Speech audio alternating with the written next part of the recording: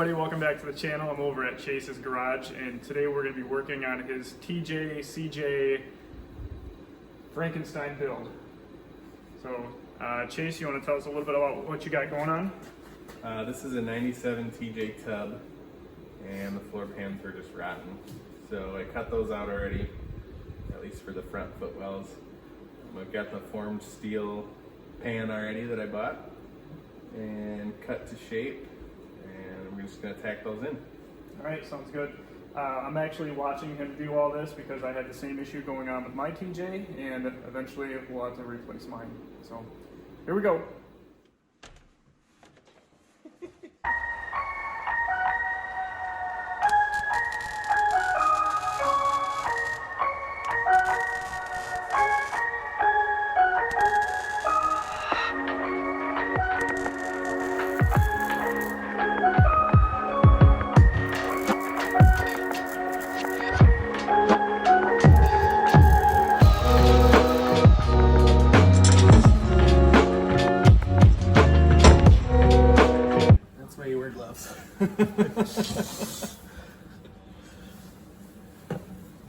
So you're just tacking it right now? Yeah.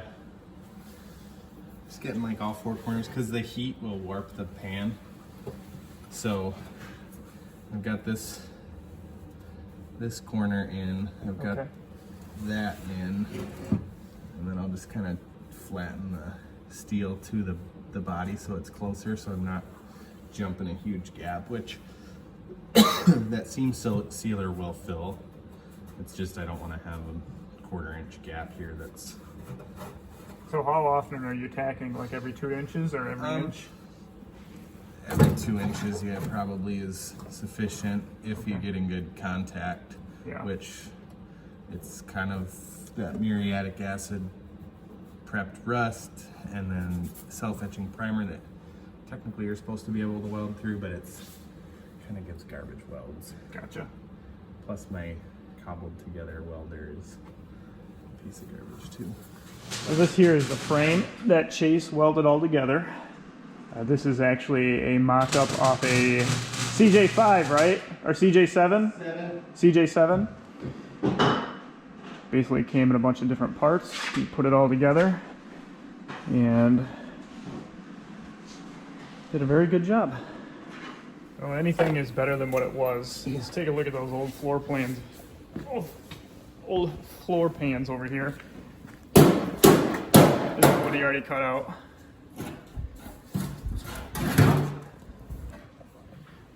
Mine are starting to look just as bad as that.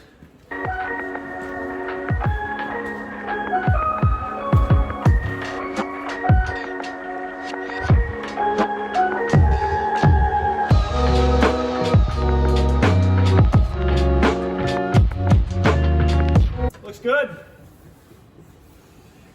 Actually, didn't take too long at all. No, I think that pop rivets would take a lot longer because you have to fit it in there and then drill your holes, get one in, and then you just have to drill a bunch of holes and pop rivet. This one, you just have to be kind of close, and then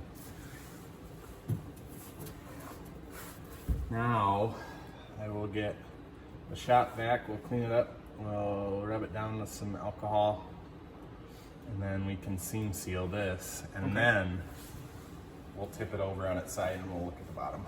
All right, sounds good.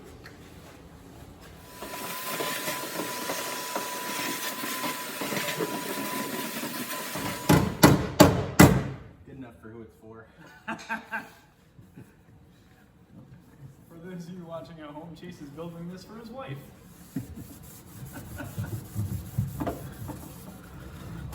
If that's not love, I don't know what is. So I just put a bead of seam sealer on the edge, and I'm just smearing it into all the cracks. Essentially, this is just going to keep any water from coming up into the cab. Yep. And water turns into rust. So hopefully this will keep it rust free for the next few years. The more you know. And put your foot down on the brake. You don't put your foot through the floor. Yes, that would be bad. Oh, Fred Flintstone. So I feel like this part you did, just tacking it in, the seam sealer, that went pretty quick. How quickly would you say the whole cutting out process went? 20 minutes.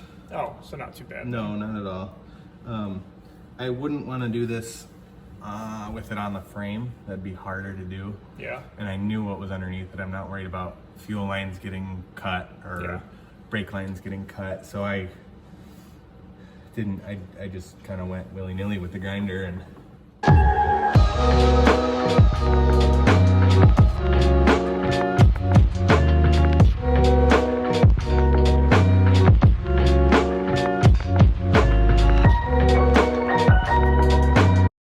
your old body mount is right here, which attaches, I mean, that's pretty much. I don't think those are going to come off. I haven't tried to put the muriatic acid on them, which I would really like to not cut them. I would really like to. I do need to replace a lot of that floorboard. You're not going to be able to reuse these bolts though, are you? That's what I'm hoping maybe I could, but you're right. You're going to have a hard time getting those off. I know. All right. Let's do it to it.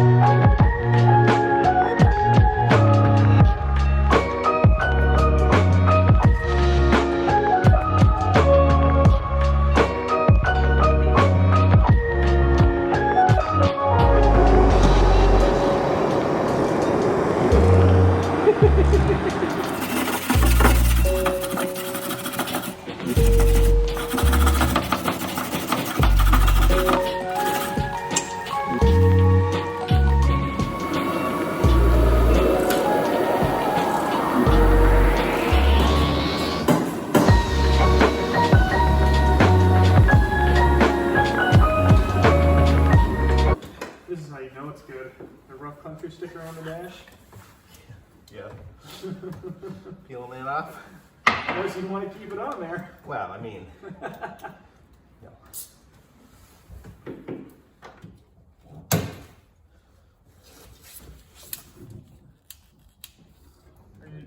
Can you not cut that one either? Because it's... No, because that one's hidden into the body. Yeah. That sucks. It could. You're going to cut all that out anyway, so...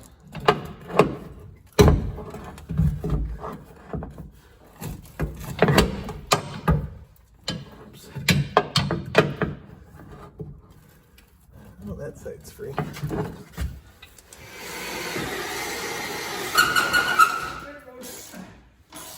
Excellent.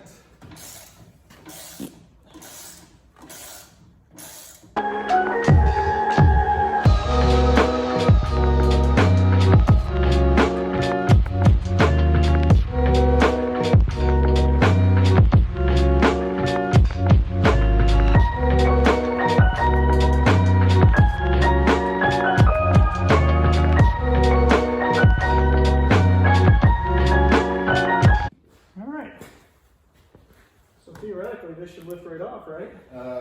Yeah, but we gotta break through the seam seal up in the front. So,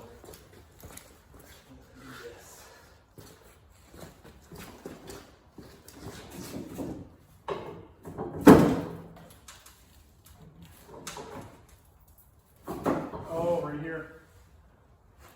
oh yeah, two more. Yep. Oh yeah. Oh yeah. All right, so we got to the point where we thought we had this roll bar completely disconnected, and Chase, what did we find? What are we running into here? The Torx bit is a different bit than the rest of the roll cage. We've got a 6 point, And then in here, it's a 6-point with a hole. And I don't think we have that tool, do we? I don't. Well, ran into a snag with that bolt head, and rather than try and grind it out with 4 different kinds of tools or looking every little nook and cranny for that bolt, for that bit, I'm just gonna order one. Yep. So we thought we were at the point where we could actually take the roll cage off, but there are 2 additional bolts that are basically on the back of the pillar here in the fronts. We actually didn't even realize it until the very end. We were getting ready to pull this thing off. We're like, oh look, there's 2 more bolts holding it on, and they are different than the other bolts that we did take off. So we're at a standstill right now. Chase is gonna order that part that he needs, and then at that time the roll cage will come up, and then we'll just move on from there. Anything else? Nope. Cool. Thanks for watching.